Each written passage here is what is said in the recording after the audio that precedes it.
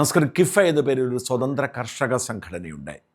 കേരളത്തിലെ എല്ലാ രാഷ്ട്രീയ പാർട്ടികളും അവർക്കൊരു കാർഷിക സംഘടന വിങ്ങുണ്ടെങ്കിലും അത് സജീവമായി കർഷകരുടെ പ്രശ്നത്തിൽ ഇടപെടാത്തതുകൊണ്ടാണ് സോഷ്യൽ മീഡിയയുടെ സഹായത്തോടെ കിഫയ്ക്ക് രൂപം കൊടുക്കുന്നത്. അലക്സ് ഒഴുകയിൽ എന്ന് പറയുന്ന ഒരു കോഴിക്കോട് കൂരാച്ചുണ്ടുകാരനാണ് അതിൻ്റെ പ്രസിഡന്റ്. വന്യമൃഗശല്യവും കൃഷിനാശവും കാർഷിക ഉൽപ്പന്നങ്ങളുടെ വിലക്കുറവും അടക്കം മലയോര കർഷകർ നേരിടുന്ന പ്രശ്നങ്ങളെ അഡ്രസ്സ് ചെയ്തതുകൊണ്ട് കെഫയിലേക്ക് വലിയ തോതിൽ കർഷക പ്രവാഹമുണ്ടായി. പക്ഷേ ആ ഹൈപ്പ് നിലനിർത്താനോ അത് വളർത്തിക്കൊണ്ടുവരാനോ ആ സംഘടന നേതൃത്വത്തിന് കഴിഞ്ഞില്ല.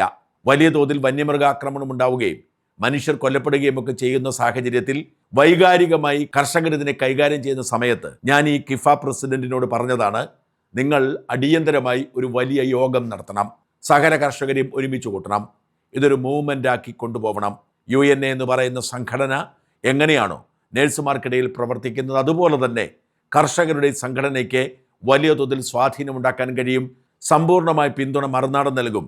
മാത്രമല്ല, ഒരു കർഷകൻ എന്ന നിലയിൽ വ്യക്തിപരമായി ഞാൻ ഇടപെടുകയും ചെയ്യാം എന്ന് പറഞ്ഞതാണ്. അന്ന് അദ്ദേഹം പറഞ്ഞു, പോലീസ് ആക്രമണമുണ്ടായാൽ, കേസുണ്ടായാൽ എന്തു ചെയ്യും, അതുകൊണ്ട് ആളെ കൂട്ടാൻ പേടിയാണെന്നാണ്. ഈ പശ്ചാത്തലത്തിൽ വേണം നമ്മൾ പാറ്റ സമരത്തെ കാണാൻ. കിഫ കൈകാര്യം ചെയ്തത് ഒരു യഥാർത്ഥ വിഷയമായിരുന്നു. കർഷകർ വൈകാരികമായി കിഫയ്ക്കൊപ്പം നിൽക്കാൻ ഒരുക്കമായിരുന്നു. എന്നാൽ നേതൃത്വത്തിന് ഭയമായിരുന്നു അവരെ ഒരുമിച്ച് കൂട്ടാനും അവർക്ക് വേണ്ടി മുമ്പോട്ട് പോകാനും. അതുകൊണ്ടാണ് കിഫ ഇപ്പോൾ ഒരു കടലാസ് സംഘടനയായി ആവേശം തണുത്ത് മാറിപ്പോയത്. എന്നാൽ CJPയെ നമ്മൾ കാണുക, അവർക്കൊരു സംഘടനാ രൂപം പോലും ഉണ്ടായിരുന്നില്ല. അവർ രൂപം കൊണ്ടത് തന്നെ സോഷ്യൽ മീഡിയയിലാണ്. വിദ്യാർത്ഥികളും യുവജനങ്ങളും കൈകാര്യം ചെയ്യുന്ന സോഷ്യൽ മീഡിയയിൽ അവർ വലിയ സ്വാധീനമായി മാറുന്നു. ആ വൈകാരിക വിക്ഷോഭത്തെയാണ് അവർ ഒരു സംഘടനയാക്കി മാറ്റിയത്. സംഘടന രജിസ്റ്റർ പോലും ചെയ്യാതെയാണ് ഈ ആൾക്കൂട്ടത്തെ അവർ അവിടെ എത്തിച്ചതും. ഒരു വലിയ സമരം നടത്തി ഒരിക്കലും ഇളകുമെന്ന് ആരും കരുതാത്ത പ്രധാനമന്ത്രി നരേന്ദ്രമോദിയെയും BJPയെയും RSSനെയും ഒക്കെ ഇളക്കിയത്. അവരുടെ ലക്ഷ്യം വിദ്യാഭ്യാസ രംഗത്തെ പരിഷ്കാരമാണ്, പരീക്ഷകളുടെ കൃത്യമായ നടത്തിപ്പാണ്.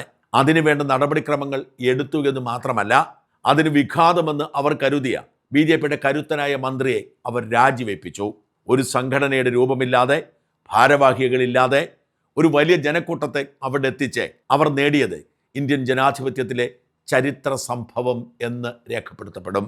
ഓർക്കുക, കഴിഞ്ഞ 12 വർഷക്കാലം അതിശക്തനായ ഭരണാധികാരി എന്ന നിലയിൽ ഒരു നിലപാടിലും മാറ്റം വരുത്താൻ മടി കാണിക്കാത്ത പ്രധാനമന്ത്രിയായിരുന്നു മോദി. കർഷക സമരകാര്യത്തിൽ മാത്രമേ അവർക്ക് കാലിടറിയുള്ളൂ, അതും എത്രയോ കാലം നീണ്ട സമരത്തിനൊടുവിൽ.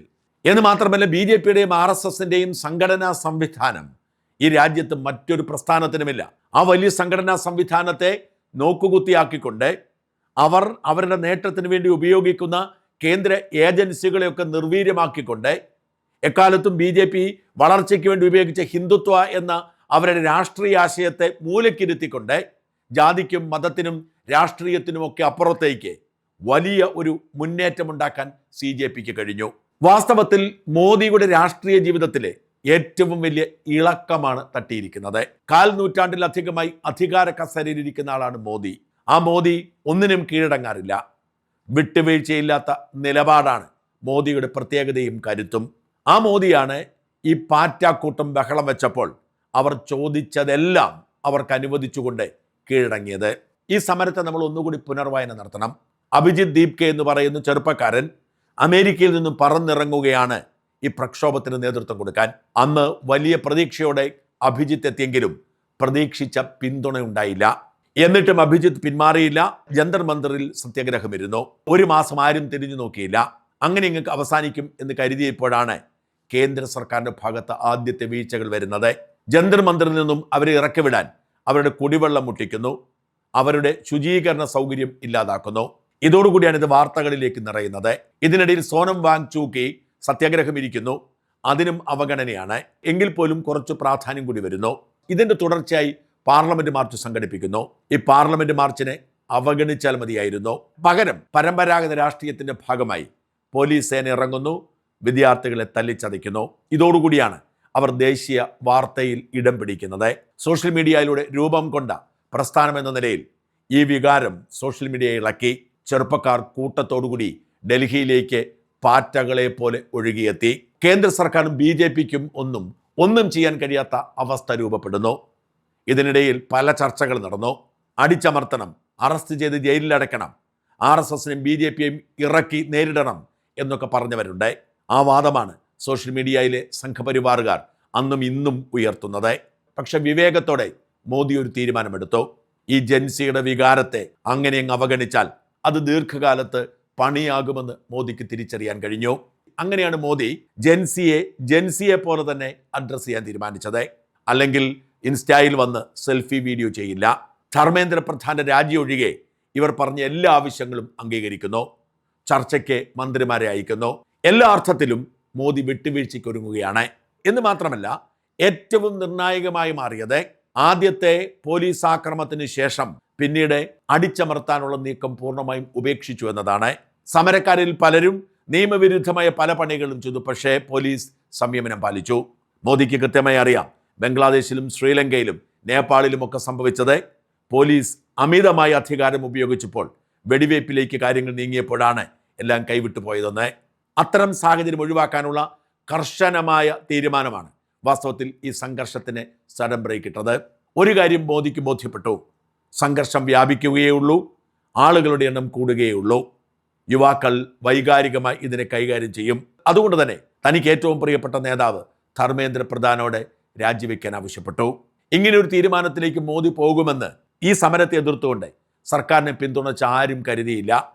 പക്ഷേ അതായിരുന്നു യുക്തിസഹമായ തീരുമാനമെന്ന്, അല്ലെങ്കിൽ കാര്യങ്ങൾ കൈവിട്ടു പോകുമെന്ന് മോദി തിരിച്ചറിയുന്നു. പ്രശ്നം താൽക്കാലികമായി പരിഹരിക്കപ്പെടുന്നു. യഥാർത്ഥത്തിൽ ഈ അസാധാരണമായ സമരവിജയം നമ്മുടെ ജനാധിപത്യത്തെ കൂടുതൽ ശക്തിപ്പെടുത്തി എന്ന് പറയാതിരിക്കാൻ നിവർത്തിയില്ല. സ്വാതന്ത്ര്യാനന്തരം കഴിഞ്ഞ 3/4 നൂറ്റാണ്ടായി നമ്മുടെ രാജ്യം കൈകാര്യം ചെയ്തിരുന്ന പരമ്പരാഗത രാഷ്ട്രീയത്തെ ഒറ്റയടിക്ക് പൊളിച്ചെഴുതിയിരിക്കുകയാണ് ഈ ജൻസി പിള്ളേർ. എല്ലാ രാഷ്ട്രീയ പാർട്ടികൾക്കും നേതൃത്വം കൊടുക്കുന്നത് വൃദ്ധജനതയാണ്. മോദിക്ക് 75 വയസ്സ് കഴിഞ്ഞു. മന്ത്രിസഭയിൽ മിക്കവരും തന്നെ 50 വയസ്സ് പിന്നിട്ടവരാണ്. ഇനി കേരളത്തിലേക്ക് നോക്കൂ. ഈ ജൻസി വിപ്ലവത്തിന് നേതൃത്വം കൊടുത്തു വിജയിപ്പിച്ചു എന്ന് അവകാശപ്പെടുന്ന CPMന്റെ പ്രതിപക്ഷ നേതാവായ പിണറായി വിജയന് വയസ്സെത്രയായി? പോളിറ്റ് ബ്യൂറോ അംഗങ്ങൾക്ക് ഓരോരുത്തരുടെയും പ്രായമെടുക്കുക. എന്തിനേറെ, ജൻസി വിപ്ലവത്തിന് ആദ്യം തുടക്കമിട്ട അരവിന്ദ് കെജ്രിവാളിൻ്റെ ആം ആദ്മി പാർട്ടിയുടെ നേതൃനിരയിലുള്ളവരുടെ പ്രായം എത്രയാണ്? എല്ലാവരും പഴയ തലമുറക്കാരാണ്. നമ്മുടെ രാജ്യത്തെ എല്ലാ രാഷ്ട്രീയ പാർട്ടികളും പരമ്പരാഗതമായ എല്ലാ പ്രസ്ഥാനങ്ങളും നേതൃത്വം കൊടുക്കുന്നത് പ്രായമായവരാണ്. എന്നാൽ ഈ നാട്ടിലെ ജനസംഖ്യയിൽ പകുതിയും 30 വയസ്സിൽ താഴെയുള്ളവരും. അവർ നേതൃരംഗത്തേക്ക് വരുന്നില്ല. അവർക്ക് പ്രാധാന്യം കിട്ടുന്നില്ല. അവരുടെ വിഷയം ഇവർക്ക് മനസ്സിലാവുന്നില്ല. അതിനൊരു പരിഹാരമുണ്ടാക്കുകയാണ് വാസ്തവത്തിൽ ഈ ജൻസി വിപ്ലവം. ഇവിടെ രാഷ്ട്രീയ പാർട്ടികളെ നിയന്ത്രിക്കുന്നത് ജാതി അല്ലെങ്കിൽ മതം അല്ലെങ്കിൽ പവർ, ഇത് രണ്ടുമാണ്. ചെറിയ ജാതി സമുദായ സംഘടനകൾക്ക് പോലും വലിയ തോതിൽ സ്വാധീനമുണ്ടാക്കാൻ കഴിയും. ഈഴവ സമുദായത്തിൻ്റെ പിന്തുണ അല്പം പോലും ഇല്ലാതിരുന്നിട്ടും അനേകം ക്രിമിനൽ കുറ്റങ്ങൾ ചെയ്ത, അതായത് സാധാരണ മനുഷ്യനാണെങ്കിൽ ജയിലിൽ കിടക്കേണ്ട വെള്ളാപ്പള്ളി നടേശനെ സംരക്ഷിക്കുന്നത്, പത്മഭൂഷൺ കൊടുക്കുന്നത് ജാതി പിന്തുണ കൊണ്ടാണ്. ഇരിങ്ങാലക്കുട മൂര്യാട് എന്ന് പറയുന്ന സ്ഥലത്ത് എതിരെ 12,000 പേരുടെ ഒരു എംപറർ ഇമ്മാനുവൽ എന്ന് പറയുന്ന കൂട്ടായ്മയുണ്ട്. അവിടെ ഒരുപാട് വിഷയങ്ങളുണ്ട്. പക്ഷേ സംരക്ഷിക്കപ്പെടുന്നത് ഈ 2,000 പേരുടെ മതബലം കൊണ്ടാണ്. അങ്ങനെ കേരളത്തിലാണെങ്കിലും കേരളത്തിന് പുറത്താണെങ്കിലും ജാതിയും മതവും മറ്റ് താല്പര്യങ്ങളും സംരക്ഷിക്കുന്ന ചെറിയ ഗ്രൂപ്പുകൾ സംരക്ഷിക്കുന്നതാണ് പരമ്പരാഗത രാഷ്ട്രീയം. ആ പരമ്പരാഗത രാഷ്ട്രീയം ഏറ്റവും ഭംഗിയായി ഉപയോഗിക്കുന്നത് BJP ആണ്. അവരുടെ ജാതി രാഷ്ട്രീയം, ഹിന്ദുത്വ രാഷ്ട്രീയം അവർക്ക് വളരാൻ പറ്റിയ മണ്ണാക്കി ഇന്ത്യയെ മാറ്റുന്നു. അവർ അത് ഭംഗിയായി ഉപയോഗിക്കുന്നു. ഒപ്പം കേന്ദ്ര അന്വേഷണ ഏജൻസികളും അധികാരവും ഉപയോഗിച്ചുകൊണ്ട് അവർ പ്രതിപക്ഷത്തെ ദുർബലമാക്കുന്നു. BJP ഇനി വരാൻ പോകുന്ന കാലം മുഴുവൻ രാജ്യം ഭരിക്കുമെന്ന് തോന്നലുണ്ടാക്കി കൊടുക്കാൻ ഇത് കഴിയുന്നുണ്ട്. ബംഗാളിലൊക്കെ സംഭവിച്ചത് എന്താണെന്ന് നമുക്കറിയാം. അങ്ങനെ ഒരു സർവാധിപത്യ ഭാവത്തിലേക്ക് BJP മാറാൻ തുടങ്ങിയപ്പോൾ BJP കുറഞ്ഞു വന്നിരുന്ന ഒരു ഗുണം ജനാധിപത്യ ബോധമാണ്. അവർ ജനാധിപത്യത്തെ പതിയെ മൂലയ്ക്കിരുത്താൻ തുടങ്ങി.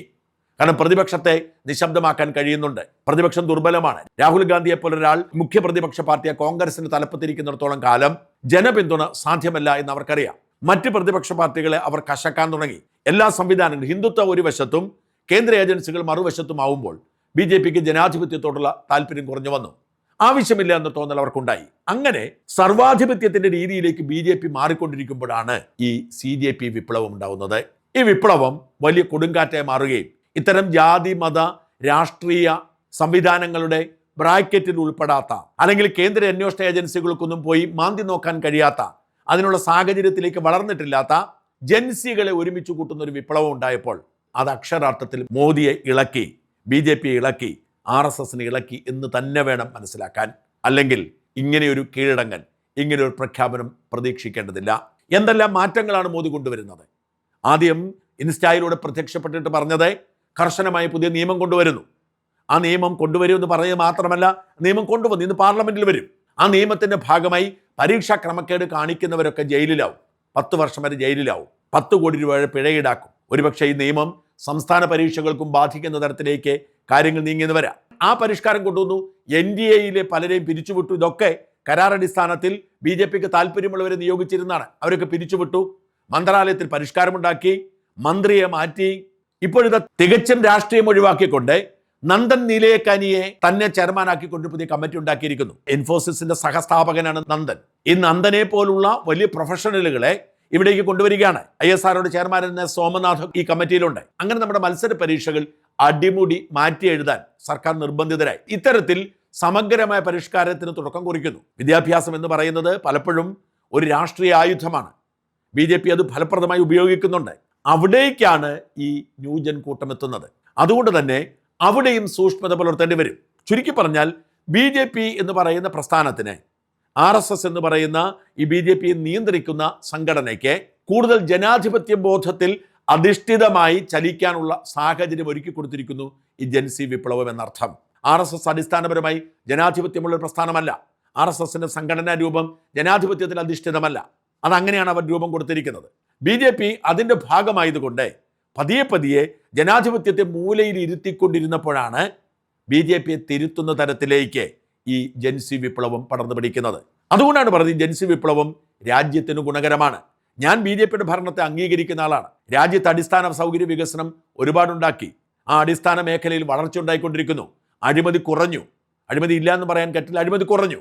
വലിയ മാറ്റങ്ങൾ രാജ്യത്തുണ്ടായിക്കൊണ്ടിരിക്കുമ്പോൾ സ്വാഭാവികമായും അധികാരം തുടർച്ചയായി ഉപയോഗിക്കുന്നവർക്കുണ്ടാകുന്ന ജനാധിപത്യ ബോധ നഷ്ടം അത് BJPക്കും ഉണ്ടായി. അല്ലെങ്കിൽ മധ്യപ്രദേശിൽ കോൺഗ്രസിന് അവകാശപ്പെട്ട ഒരു രാജ്യസഭാ സീറ്റ് പിടിച്ചെടുക്കില്ല.